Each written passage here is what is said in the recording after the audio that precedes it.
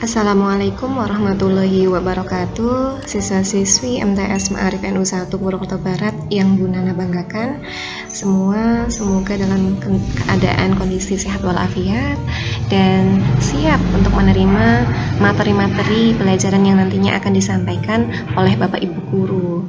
Nah, perkenankan pagi hari ini Bu Nana akan menyampaikan materi sejarah kebudayaan Islam kelas 8 yang berjudul Jejak Peradaban Dinasti Abbasiyah.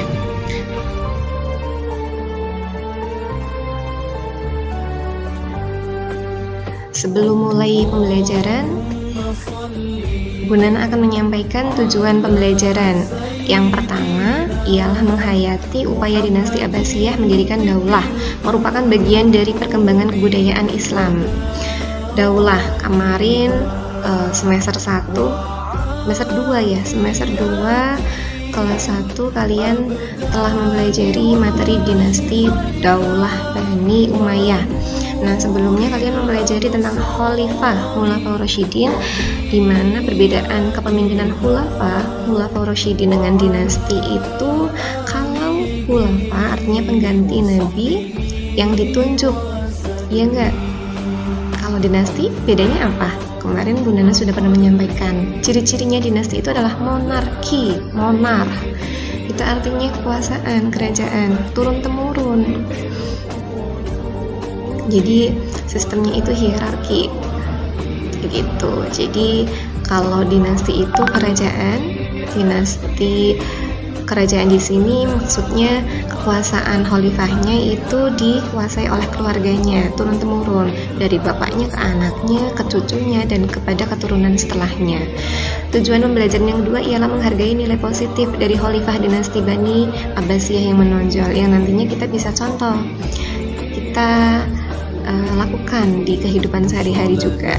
Nomor 3, menghargai keteladanan yang berupa ketekunan dan kegigihan khalifah dinasti Bani Abbasiyah yang terkenal. Nah, keempat adalah memahami latar belakang berdirinya dinasti Bani Abbasiyah. Otomatis kita akan mempelajari keruntuhan dinasti Bani Umayyah juga secara garis besar, dan tujuannya ialah menceritakan silsilah kekhalifahan dinasti Abbasiyah.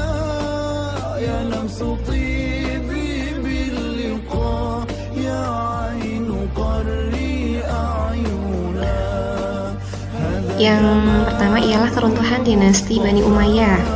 Jadi setelah Khalifah Hisham bin Abdul Malik ini, para khalifah setelahnya itu sangat lemah dan tidak bisa mengendalikan pemerintahan juga keamanan. Di kalangan keluarga internal khalifah pun sering terjadi pertikaian yang disebabkan perebutan kekuasaan. Nah, kita akan mengetahui faktor-faktor atau peristiwa yang mendorong kemunduran Bani Umayyah itu apa saja sih? Yang pertama itu adalah figur khalifah yang lemah. Lemah di sini bukan berarti lemah adu otot, siapa yang berotot ialah yang menang, bukan, tapi mereka yang lemah keimanannya. Yang kedua ialah tidak ada ketentuan mekanisme pengangkatan khalifah yang menimbulkan terjadinya perebutan kekuasaan di kalangan anggota keluarga Bani Umayyah.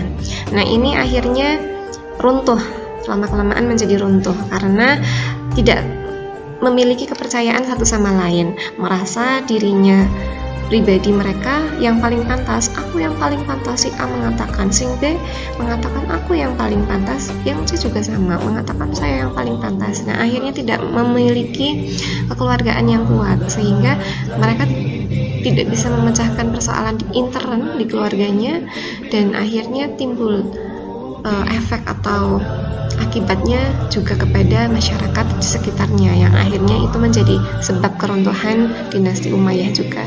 Ketiga ialah pemindahan ibu kota dari Madinah ke Damaskus yang merupakan bekas ibu kota kerajaan Bizantium, mengakibatkan gaya hidup mewah bangsawan Bizantium yang ditiru oleh keluarga dinasti Umayyah. Dinasti Umayyah ini meniru gaya hidup mewah glamornya bangsa Bizantium, glamor, foya-foya, dan mereka melakukan hal-hal yang kurang bermanfaat. Nah, yang keempat adalah para ulama merasa kecewa terhadap para penguasa yang tidak memiliki integritas keagamaan dan politik yang sesuai dengan nilai-nilai syariat Islam. Jadi mereka lemah keimanannya, lemah dalam hal agamanya, Bu Nana di sini juga ingin menyampaikan kepada kalian, baik Bu Nana, kalian ini harus selalu menjaga keimanan, meningkatkan keimanan. Jangan sampai kita lalai. Kalian yang masih bolong-bolong, jangan lupa sholatnya sholatnya ditingkatkan, sregepnya, jangan sampai bolong-bolong kembali. Betul, kita ini hidup di dunia ini sebetulnya seperti mengontrak, ya nggak? Bumi ini milik siapa sih? Milik kita, milik orang tua kita, milik nenek moyang kita kah? Bukan, milik Allah. Maka kita harus membalas apa? Karena sudah tinggal di bumi Allah, dengan ibadah, dengan sholat dan amal baik. Nah, makanya kita wajib sholat. Kalian yang sudah memasuki masa remaja, bentar lagi dewasa, maka harus melaksanakan sholat seperti itu. Nah, yang kelima adalah pertentangan keras yang sudah sejak lama terjadi antara suku Arab Utara, yakni Quraisy Mudariyah yang menempati Irak dengan Arab Selatan, Yamani Himyariyah yang menempati Syuriah, yang puncaknya karena para khalifah berpihak pada suku Arab Yamani. Jadi membanding-bandingkan dan pilih kasih begitu. Yang keenam adalah ketidakpuasan pemeluk Islam non-Arab, pendatang baru dari bangsa-bangsa yang dikalahkan atau mawali. Jadi mawali ini adalah sebutan untuk para Islam non-Arab. Mereka Islam tetapi bukan dari penduduk Arab, yang mereka adalah pendatang baru dari negara atau dari wilayah lain, dan mereka diperlakukan tidak secara yang diinginkan oleh mereka atau seperti harapan mereka. Jadi mereka di kelas 2 kan, dibeda-bedakan. Selanjutnya ialah latar belakang terbentuknya Bani Umayyah. Tidak terlepas dari konflik politik yang terjadi di masa Khalifah Khulafaur Rasyidin yang terakhir, yakni Khalifah Ali bin Abi Thalib. Sisa-sisa kaum Syiah, pengikut Ali, dan Khawarij terus menjadi pergerakan oposisi. Jadi saling bekerja sama, saling menjadi satu. Penumpasan terhadap gerakan ini banyak menyedot kekuatan pemerintah juga. Jadi mereka ini sebagai masyarakat yang bangkang, dalam artian mereka berada di bawah dinasti Umayyah, akan tetapi tidak begitu taat, yang akhirnya para khalifah pun merasa kesusahan menghadapi mereka, para kaum Syiah, Khawarij, Mawali, dan kaum-kaum yang lain. Ini menyedot kekuatan pemerintahan, sehingga salah satu pertikaian semacam ini yang nantinya menjadi ujung tombak kemunduran dari Bani Umayyah. Yang kedelapan ialah munculnya kekuatan baru yang dipelopori oleh keturunan Al-Abbas bin Abdul Muthalib yang mendapat dorongan penuh dari Bani Hashim, golongan Syiah, dan kaum Mawali.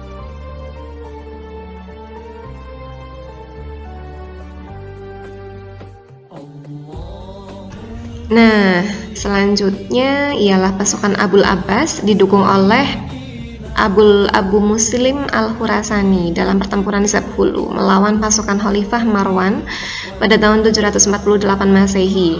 Kekalahan ini menjadi akhir dari kekuasaan dinasti Bani Umayyah dan menjadi awal berdirinya dinasti Bani Abbasiyah. Coba Bu Nana mau bertanya, masih ingatkah kalian Bani Umayyah, dinasti Bani Umayyah ini berkuasa selama berapa tahun kah? Iya, 90 tahun. Nah, kalau dinasti Abbasiyah kira-kira dari 750 Masehi sampai 1258 Masehi, kira-kira mereka berkuasa berapa tahun? Iya, 508 tahun. Jadi dinasti Abbasiyah ini berkuasa hampir setengah abad lebih, dan ini adalah puncak kejayaan Islam pada saat itu. Segala ilmuwan, segala ulama, segala filsuf ini berkembang pesat pada masa kekuasaan dinasti Abbasiyah. Adapun proses berdirinya dinasti Abbasiyah ini berdiri pada tahun 750 Masehi. Kemudian khalifah pertamanya ialah Abdullah As-Saffah bin Muhammad bin Ali bin Abdullah bin Abbas bin Abdul Muthalib. Jadi beliau masih keturunan Nabi Muhammad SAW, cucu-cucunya dari paman Nabi Abu Thalib, kemudian sampailah pada kakeknya Nabi Abdul Muthalib.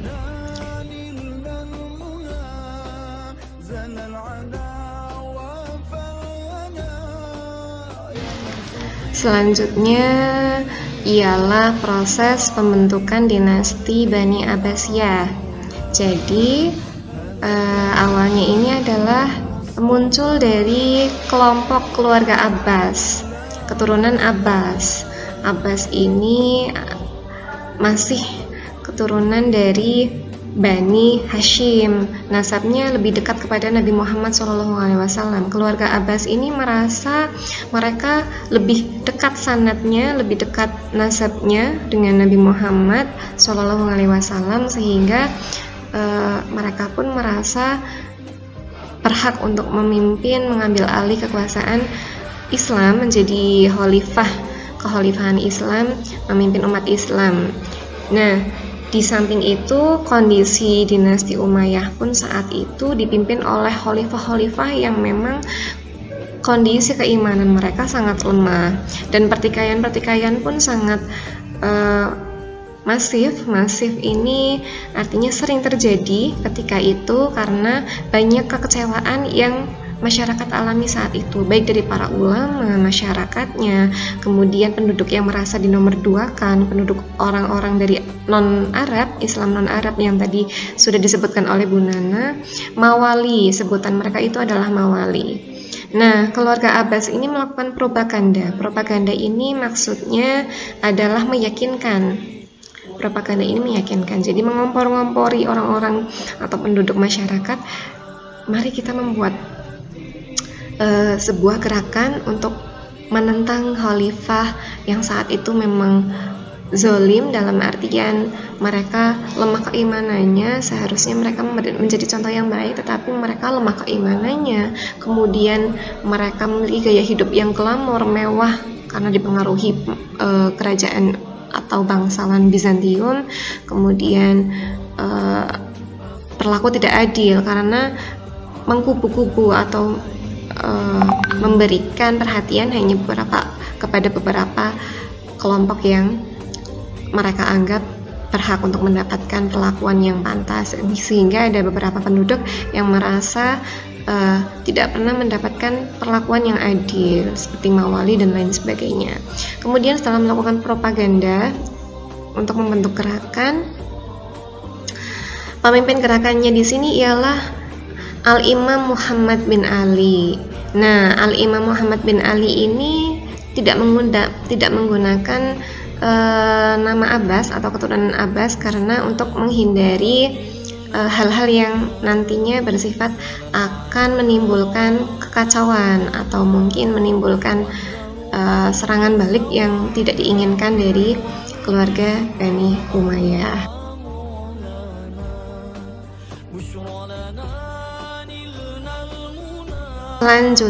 Selanjutnya ialah aksi propaganda di sini mengangkat Muhammad Imam bin Ali tadi mengangkat 12 propagandis. Jadi propaganda itu adalah bentuk wujud perlakuannya, yakni apa yang dilakukannya, mempropaganda, meyakinkan orang-orang. Kemudian orang yang melakukan ini namanya propagandis. Nah, propagandis ini diambil dari berbagai wilayah, jadi bukan hanya dari satu wilayah. Ada yang dari Khurasan, dari Kufah, dari Irak maupun dari Mekah. Nah, yang ditunjuk sebagai pemimpin propagandis ini atau pemimpin propagandanya itu adalah beliau Abu Muslim Al-Khurasani yang berasal dari daerah Khurasan. Nah, peristiwa pada tahun 743 Masehi, Muhammad bin Ali ini awalnya melakukan propaganda dibantu oleh Abu Muslim Al-Khurasani. Kemudian Muhammad bin Ali ini wafat ketika di tengah perjalanannya sedang menggerakkan massa. Kemudian Muhammad bin Ali wafat dilanjutkan oleh putranya yang bernama Ibrahim bin Muhammad Al-Imam atau Ibrahim Al-Imam. Sepeninggal Ibrahim Al-Imam itu tidak lama setelahnya digantikan oleh Abdullah bin Muhammad atau Abul Abbas As-Saffah, yang mana Abul Abbas As-Saffah ini pun menjadi khalifah yang pertama karena ia yang berhasil mendirikan atau berhasil memenangkan pertempuran ketika itu di Zabhulu. Memenangkan pertempuran menjadikan awal berdirinya dinasti Abbasiyah. Adapun pendiri Bani Abbasiyah yang sudah dijelaskan tadi adalah Abul Abbas As-Saffah. As-Saffah ini artinya adalah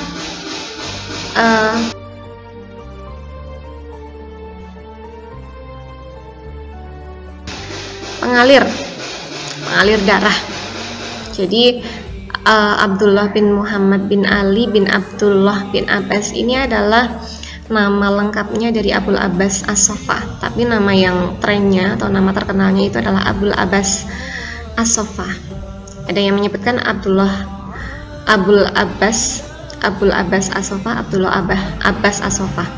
Ia lahir di Hamimah tahun 104 Hijriah dari ayah Muhammad bin Ali. Jadi ayahnya ini adalah beliau yang menciptakan atau melakukan gerakan awal yang menggerakkan massa, melakukan propaganda awal, itu adalah ayahnya Muhammad bin Ali. Nah, ibunya ini Robetoh binti Ubaidullah Al-Harisi. Jadi Abul Abbas ini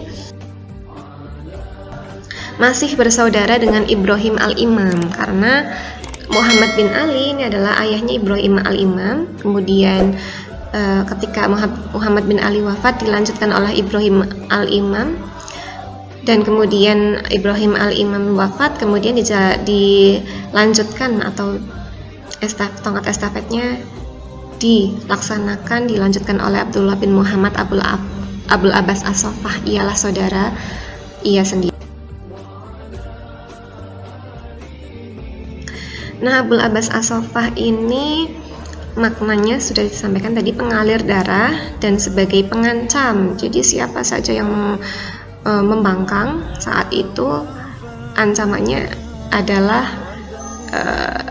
karena ia sudah berkhianat, maka Abul Abbas As-Saffah ini orang yang tegas saat itu, sehingga tidak segan-segan menindak orang yang membangkang, yang munafik, yang terselubung, yang mungkin mengkhianati, seperti itu. Tetapi yang harus kita pahami ialah Abul Abbas adalah sosok yang bermoral tinggi, mempunyai loyalitas sehingga disegani dan dihormati oleh kerabatnya, memiliki pengetahuan yang luas, pemalu, berbudi pekerti yang baik dan dermawan, sehingga sebetulnya ia tegas dan ia seperti menakutkan itu karena ia melaksanakan kewajibannya. Ia ingin menjadi seorang pemimpin yang baik, namun sebetulnya ia memiliki akhlak yang sangat-sangat baik, moralnya sangat tinggi, dermawan, kemudian tidak